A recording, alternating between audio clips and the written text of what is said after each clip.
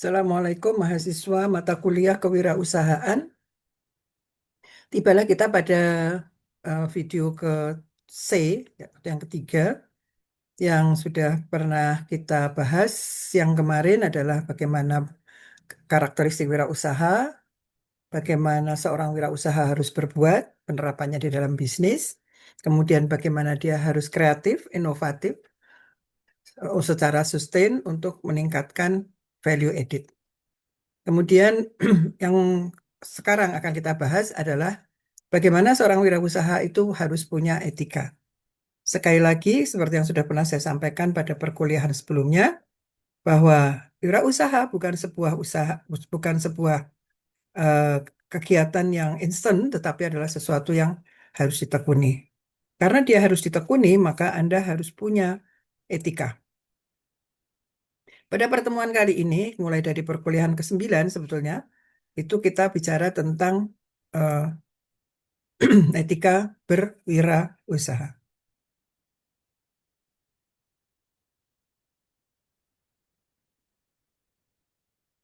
Ya, etika berwirausaha, ya, seperti yang sudah saya katakan, sebuah usaha tidak bisa dilakukan dengan instan.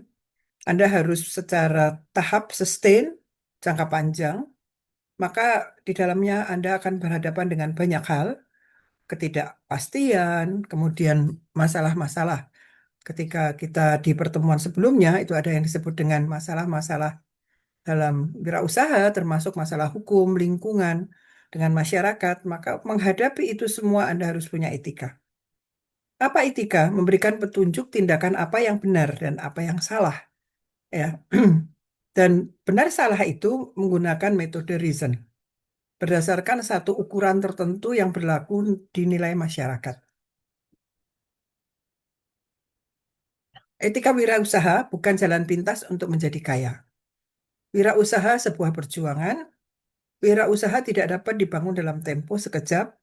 Berusaha dengan memegang teguh nilai etika, jangan berkompromi sekecil apapun, bangun karakter dan miliki reputasi. Karakter itu Anda punya sendiri dan juga dimiliki oleh mereka yang bekerja sama dengan Anda. Kenapa sekarang terjadi banyak sekali yang disebut dengan korupsi? Karena apa? Karena yang punya kepentingan itu bermitra dengan orang-orang yang punya kepentingan lain yang punya nilai berbeda. Ya, seperti misalnya gini, Anda berbisnis, Anda butuh pemasok. Ketika Anda bermitra dengan seorang pemasok, pemasok itu tidak memenuhi standar yang Anda tetapkan. Misalnya gini, saya butuh barang A dengan kualitas seperti ini dan diantar dalam jumlah sekian pada tanggal sekian. Mitra Anda nggak sanggup sebetulnya. Ya, karena kalau di dalam Anda kan udah belajar tuh manajemen manajemen operation, logistik, merekrut pemasok. Itu kan ada yang namanya lima. Lima tepat. Tepat jumlah, tepat waktu, tepat kualitas, tepat jumlah, tepat waktu, tepat harga. Minimal empat ya. Kemudian yang terakhir adalah tepat harga, tepat jumlah, tepat kualitas, tepat jumlah, tepat waktu, tepat harga. Ya, empat tepat. Nanti yang satunya lagi saya lupa ini. Nah, itu tadi, ketika si mitra Anda tidak bisa memenuhi dalam hal kualitas, kemudian dia bilang, terima aja deh, meskipun tidak sesuai dengan kualitas. Nanti kamu saya kasih, kalau kamu merilis saya untuk masuk, kamu akan saya kasih persen. Dari mana? Dia didapatnya dari menurunkan kualitas ini. Nah, di situ Anda sudah melakukan sesuatu yang tidak etis. Sebagai pemangku kepentingan, sebagai orang yang membuat keputusan, sudah merilis sesuatu yang tidak benar. Atau gini, jumlah harusnya supply 50. Saya cuma ada 49 nih, yang satu kurang nanti saya tambah kapan-kapan, tapi dia nggak nambah-nambah. Nggak bisa, karena apa? Anda eh, membuat keputusan itu on behalf of perusahaan yang bayar Anda. Ya, nah itu tadi. Jadi jangan berkompromi sekecil apapun. Nah, ketika Anda membangun sebuah usaha, Anda bekerja sama dengan orang, apakah itu mitra, apakah itu anak buah Anda, maka carilah orang yang sama dengan Anda secara integritas. Itu etika. Integritas itu adalah salah satu bagian dari etika. Nah, kemudian berbisnis dengan etis. Berperilaku jujur dalam menjalankan aktivitas bisnis. Seluruh aspek dalam menjalankan usahanya, mulai dari harga, kualitas, jumlah, waktu, ya. Nah, dari situ Anda akan punya tata nilai. Kenapa kok sebuah perusahaan itu eh, produknya selalu bagus, produknya selalu high quality? Karena memang mereka sudah membangun high quality itu dari depan, dari pemasok. Pemasoknya juga berintegritas. Disuruh masuk sekian dengan kualitas seperti ini, mereka juga menjalankan seperti itu. Salah satu contohnya barangkali Honda. Honda sepeda motor. Honda sepeda motor itu tidak semua dibuat oleh Honda Astra. Ada part-part yang dibuat oleh mitra industri kecil. Industri kecilnya siapa? UMKM. Tapi UMKM-nya UMKM binaan, ya. Jadi partnya itu UMKM binaan. Misalnya rangka, knalpot, ya, itu dibuat sama oleh UMKM binaan. Mereka yang dulunya adalah pembuat pagar, tralis, membuat tangga, kemudian direkrut oleh Astra Honda, dijadikan mitra binaan, diajari gimana caranya bikin knalpot yang sesuai dengan speknya Honda. Dan mereka membuat itu sesuai dengan spek. Sehingga mereka menjadi mitra. Karena Honda itu menjunjung kualitas, maka mitranya juga menjunjung kualitas. Setelah dirakit jadi satu sepeda motor, kualitasnya juga kualitas yang unggul. Jadi kalau misalnya Anda gini, semua saya bikin sendiri supaya saya bisa kontrol kualitas. Enggak usah. Anda bisa juga, misalnya McD. McD itu adalah sebuah resto cepat saji yang unggul. Kualitasnya terjamin. Bahan utamanya itu apa? Roti. Dia bekerja sama sama siapa? Sama Sari Roti. Tanpa merek ya. Jadi McD itu disuplai oleh Sari Roti tanpa merek. Atau Indokorporin ya. Jadi itu besarnya Sari Roti itu Indokorporin. Jadi pabrikannya rotinya pun tuh udah yang pabrikan roti yang unggul. Dan dia menyediakan eh, kualitas roti yang sesuai dengan tuntutan dari McD. Nah, untuk bisa menghasilkan roti yang seperti itu, dia butuh butuh gandum. Gandumnya juga harus yang super. Mereka bekerja sama dengan Bogasari. Itu adalah satu yang namanya supply chain management. Makanya di dalam apapun juga industri, Anda mau bicara analisa kelayakan bisnis, Anda mau bicara operation excellence, Anda mau bicara kewirausahaan, supply chain itu akan menghasilkan sesuatu yang menjamin kualitas produk ataupun jasa Anda. Ya, walk the talk sesuai dengan apa yang dikatakan. Kalau saya bilang saya butuh kualitas yang seperti ini, begitu disuplai dengan kualitas yang di bawahnya, Anda bicara no, ya. Kemudian usahanya ya itu langgeng karena apa? Karena sustain, quality-nya sustain. Perusahaan yang tumbuh menjadi besar dimulai dari orang-orang yang memang punya integritas yang tinggi, ya, memegang teguh nilai-nilai berdasarkan apa yang sudah ditetapkan. Yang namanya kualitas bagus itu seperti apa? Semua orang tahu, ya, semua orang tahu. Nah, kemudian menjaga kepercayaan, trustworthiness. Saya adalah orang yang bisa dipercaya, saya akan percaya pada orang menjadi mitra saya. Ya, merekrut orang dengan melihat nilai yang dianutnya.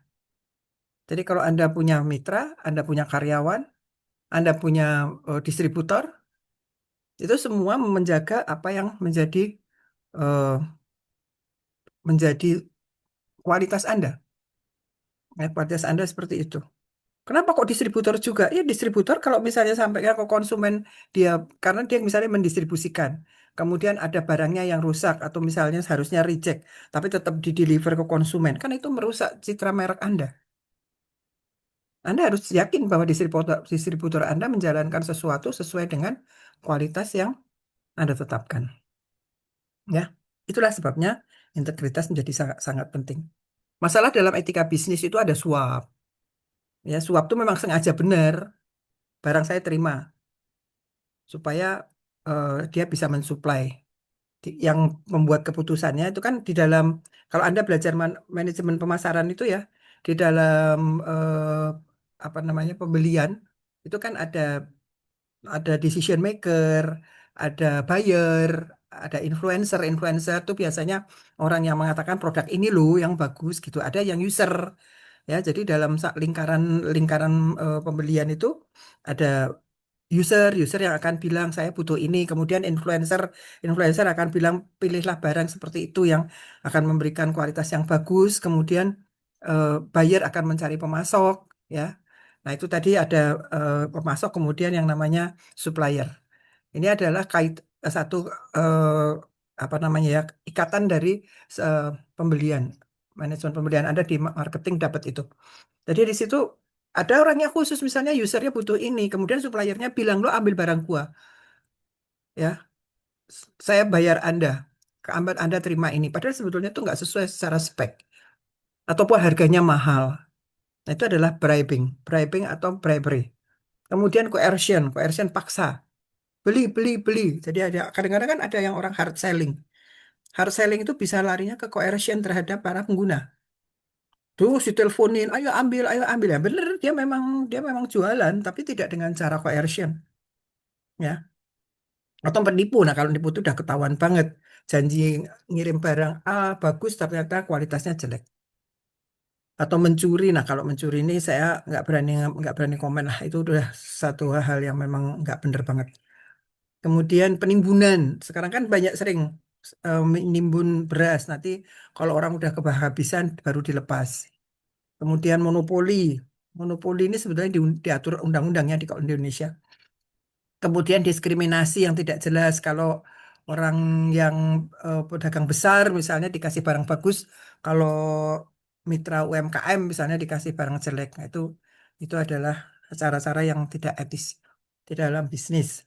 Kemudian riba, membungakan uang kalau kamu bayar. Tapi sebetulnya kalau riba ini ya, kalau di bisnis itu tuh tidak bisa dikatakan sebagai sesuatu yang jelek karena gini, diskon, ya, diskon itu ada yang namanya eh, quantity diskon, ya, quantity diskon. Tapi kalau di dalam syariah itu quantity diskon itu termasuk riba. Jadi kalau misalnya Anda beli 100, beda dong dengan beli 1000 harganya. Itu namanya quantity diskon. Atau Anda bayar cash, itu beda dong dengan Anda yang bayar cicil. Secara manajemen, ya, secara manajemen pembelian ada yang namanya eh, cash diskon. Saya punya kebijakan orang boleh nyicil. Tapi kalau orang itu bayar cash, maka dia akan dapat diskon. Saya punya kebijakan ada yang namanya jumlah pembelian yang harganya harga dasar. Tapi kalau dia belinya banyak, ada yang namanya quantity diskon. Nah, itu kalau di dalam ekonomi syariah itu namanya riba, ya. Tapi kalau di dalam apa namanya perhitungan manajemen pembelian yang konvensional itu ya namanya quantity diskon sama cash diskon. Nah, tinggal sekarang kebijakan Anda pakai apa? Kalau Anda melihat itu adalah sesuatu yang riba, ya Anda pakai ekonomi syariah. Tapi kalau syariah, nanti harus semuanya syariah. Nah, kemudian tips dalam berbisnis secara etis, jangan masuk ke dalam bisnis yang tidak real. Misalnya, apa namanya itu?